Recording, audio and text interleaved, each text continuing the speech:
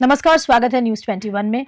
सबसे पहले बात करेंगे बुलेटिन में सिरहुई की, जहां पर बड़ी खबर बता दें, सोनी समाज की धर्मशाला के उद्घाटन समारोह पर संशय के बादल मंडरा रहे हैं। समाज के ही एक दानदाता की ओर से संबंध में न्यायालय में वाद पेश किया गया।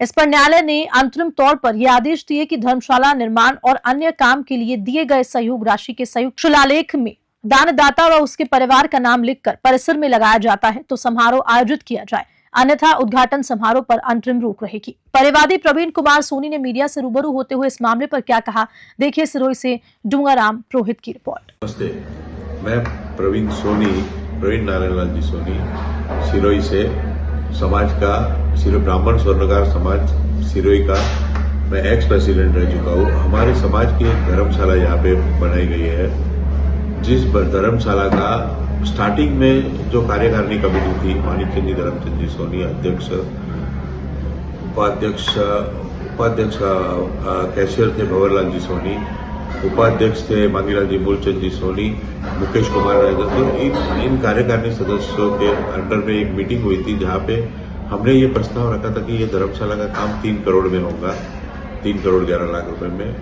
लेकिन समाज के कुछ सदस्यों ने कहा कि 3 करोड़ 11 लाख में ये न होना चाहिए, हमारा मटेरियल लाएंगे तो 2.5 करोड़ में हो जाएगी।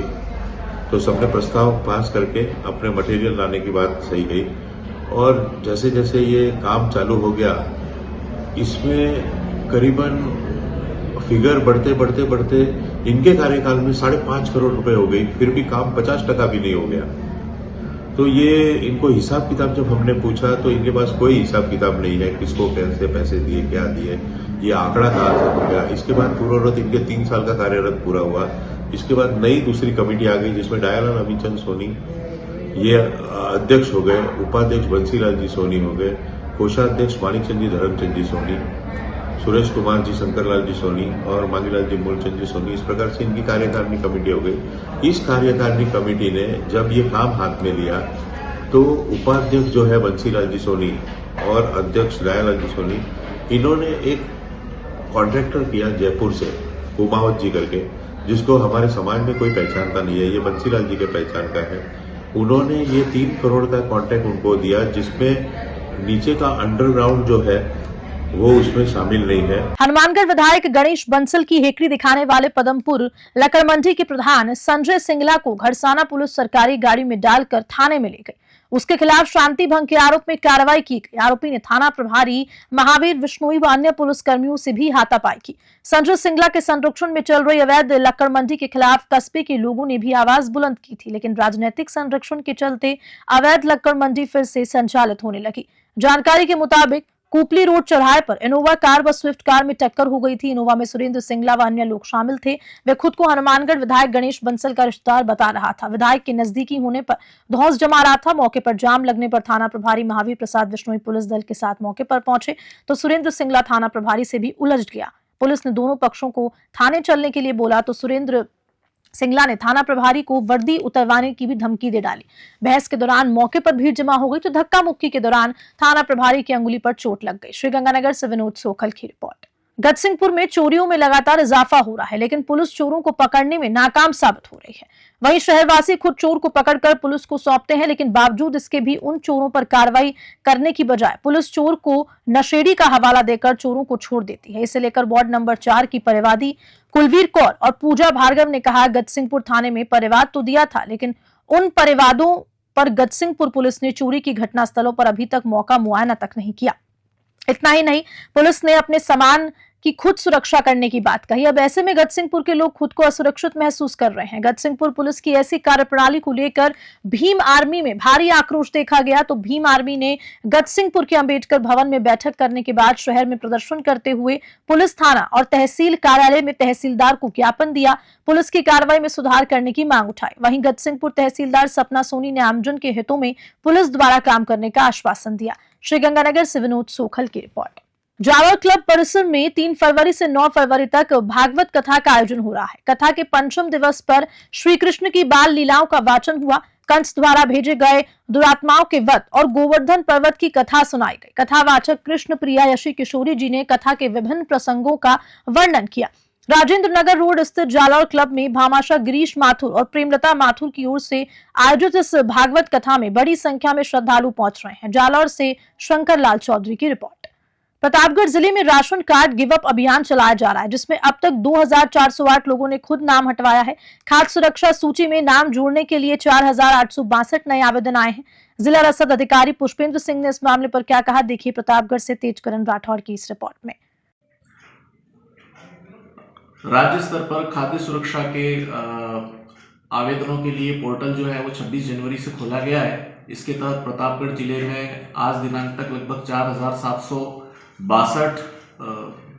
व्यक्तियों ने जो है वो NFSA में जुड़ने के लिए आवेदन किए हैं। इनकी पात्रता की जांच करने के पश्चात ही इनके नाम खाद्य सुरक्षा सूची में जोड़े जाएंगे। साथ ही साथ मैं प्रतापगढ़ के जिले के समस्त उपभोक्ताओं से निवेदन करता हूं कि वे आधार सीडिंग के लिए जो है वो जिला स्तर पर नहीं आए। हम लोगों ने सभी SDM साहब और BDO साहब की ID जो है वो मैप करवा दी है।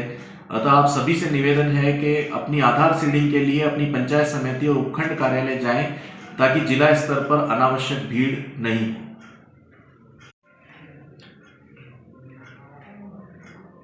प्रतापगढ़ जिले में गिव अप अभियान के तहत अभी तक हमने 684 परिवारों को स्वयं के माध्यम से गिव अप अभियान में उन्होंने अपनी खाद्य सुरक्षा से राशन कार्डों को हटवाया है, जिसके तहत लगभग 2408 यूनिट जो हैं वो खाद्य सुरक्षा से हटाई गई हैं।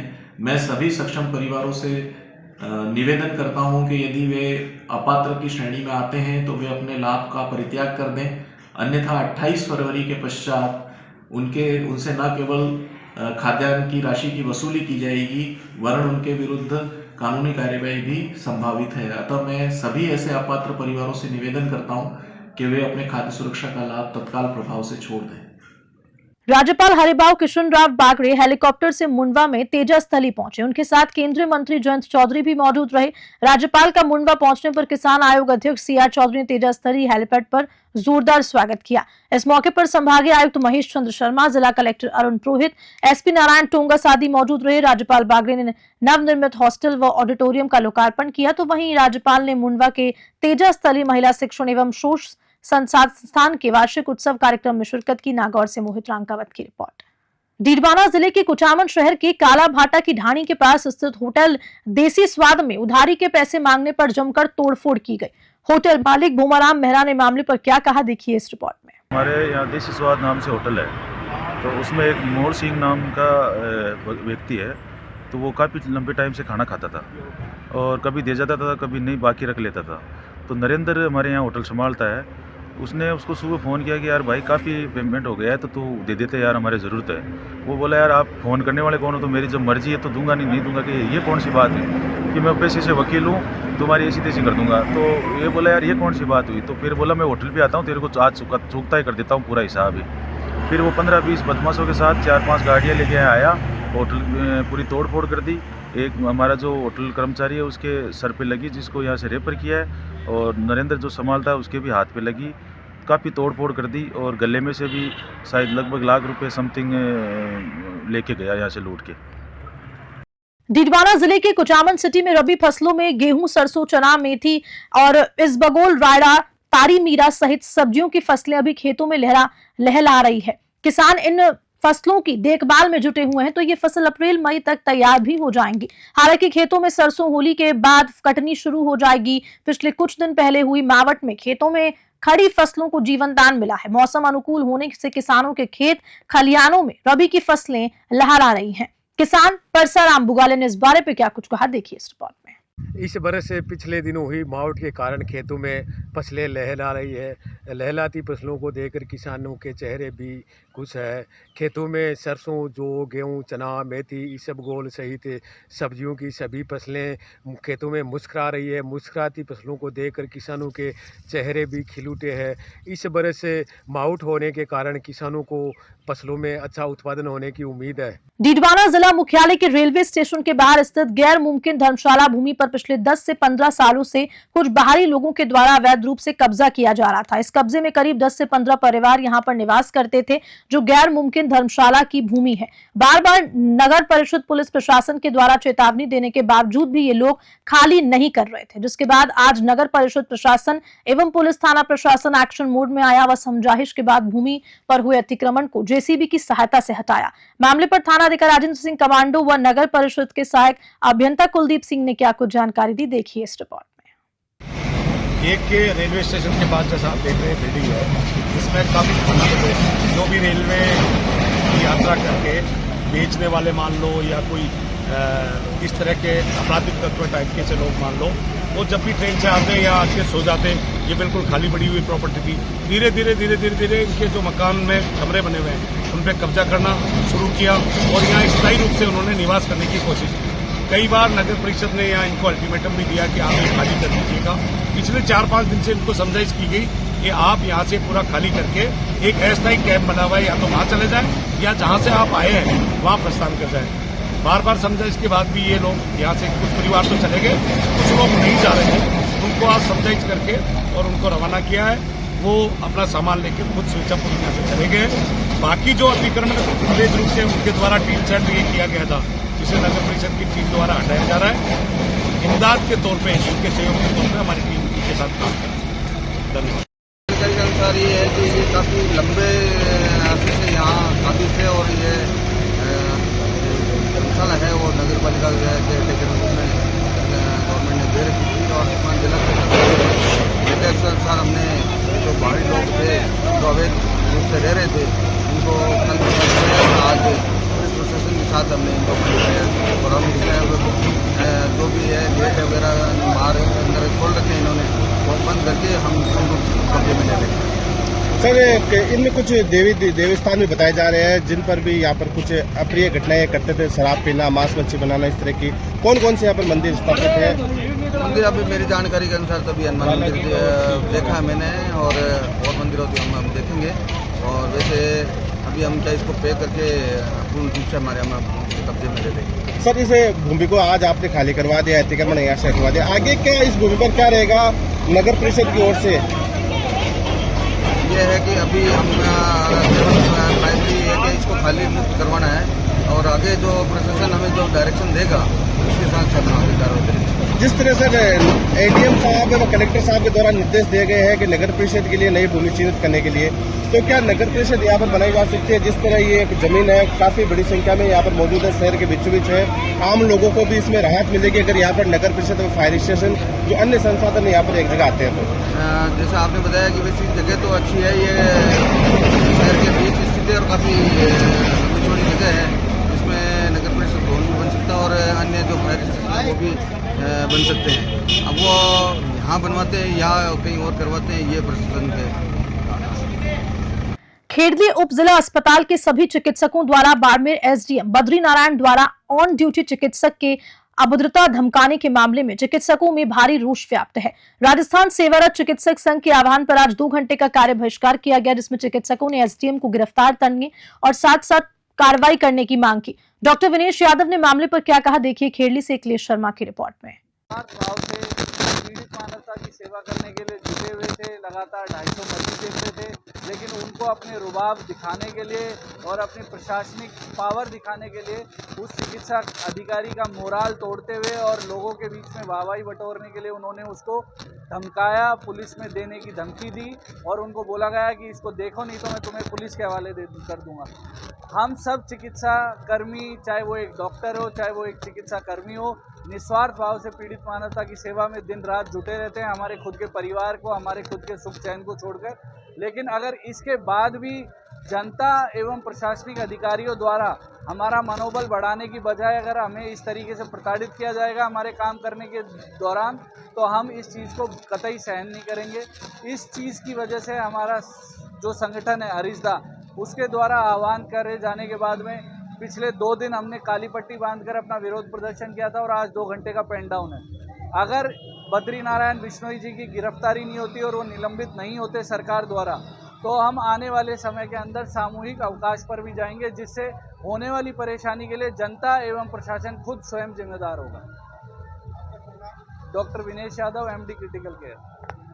कटुमर उपखंड क्षेत्र में इन दिनों आवारा कुत्तों और बंदरों के आतंक से आमजन भारी दहशत और परेशानियों में है, लेकिन प्रशासन द्वारा इस मामले को गंभीरता से नहीं लेना लोगों के जीवन पर खतरा बनता जा रहा है। उप जिला अस्पताल के आंकड़ों के अनुसार जनवरी महीने से आज 8 फरवरी तक 635 मरीजों को बंदरों और कुत्तों के काटने की मरीजों का उपचार किया जा चुका है। डॉक्टर विनेश यादव व नगर पालिका चेयरपर्सन संजय गीजगाडिया ने इस बारे में क्या कहा, देखिए इस रिपोर्ट में। खेडली उप जिला चिकित्सालय के अंदर प्रतिदिन 15 से 20 कुत्ते एवं बंदरों के काटे गए मरीज आते हैं, जिनके अंदर कैटेगरी 3 से कैटेगरी 4 भी आ रहे हैं मरीज, जिनको काफ़ी ज़्यादा आवारा कुत्तों और बंदरों द्वारा नुकसान पहुंचाया जा रहा है और बाइट भी काफ़ी डेंजरस हैं, किसी के पैर के ऊपर, किसी की गर्दन के ऊपर, और जिसमें उनको ज़्यादा नुकसान हो रहा है। करीबन 635 रेबीज़ के ARV वैक्सीन हमने जनवरी माह में लगवाए हैं मरीजों को। बिल्कुल। इसके बचाव के विशेष रूप से क्या उपाय है? बचाव के लिए मैं माननीय प्रशासन से और माननीय नगर पालिका के चेयरमैन से और SDM साहब से यही आग्रह करूंगा कि कृपया करके जो भी आवारा स्ट्रीट डॉग्स हैं उनको पकड़वाने के लिए और एक सुरक्षित स्थान पर छुड़वाने के लिए जो भी दिशा निर्देश हैं उनके संबंधित अधिकारियों को दिए जाएं, ताकि जन हानि जो हो रही है और रोज़ इसमें ज़्यादा नुकसान हो रहा है, छोटे बच्चों से लेकर बुज़ुर्गों तक, और कई बार इसके अंदर भय के कारण भी मरीज़ डरने के लिए, बचने के लिए भागता है, जिससे उसको फ्रैक्चर और ज़्यादा गंभीर चोटें भी आ जाती हैं। जान भी जा सकती है। बिल्कुल। तो बस यही आग्रह करूंगा कि कृपया करके आवारा पशुओं, जिनके अंदर आवारा सांड भी हैं, जिनके सींग मारने से कई लोगों को स्पाइनल कॉर्ड इंजरी और हेड इंजरी भी हो चुकी है, तो कृपया करके इनके लिए वही आवश्यक रोकथाम के उपचार करें। खेली नगर क्षेत्र में बंदरों की शिकायत बहुत ज़्यादा आ रही है। पहले भी हमने प्रशासन ज्ञान में लिया था, बोर्ड मीटिंग में भी रखा था और टेंडर भी निकाले थे हमने। एक टेंडर आया था, उसमें फिर कोई लेने वाला नहीं आया था। अब बहुत ज़्यादा शिकायत आने के कारण मैं दोबारा टेंडर निकालूंगा, एक आवारा कुत्तों का और एक बंदरों का, जिससे लोगों को परेशानियों की मुक्ति मिले। और ये बंदर में छोड़ने के लिए सरिस्का में कोशिश करूँगा, सरिस्का पहुँच जाए इस अंदर और इससे लोगों को निजात मिल सके। आप गंभीर हैं उक्त मामले मैं बहुत गंभीर उस मामले में, लोगों को बहुत छोटे हो रहे हैं, जगह जगह शिकायत आ रही है, पार्षदगण भी इनकी बहुत शिकायत कर रहे हैं हमसे, तो मैं अब इसको जल्दी से टेंडर निकालने की घोषणा कर रहा हूँ।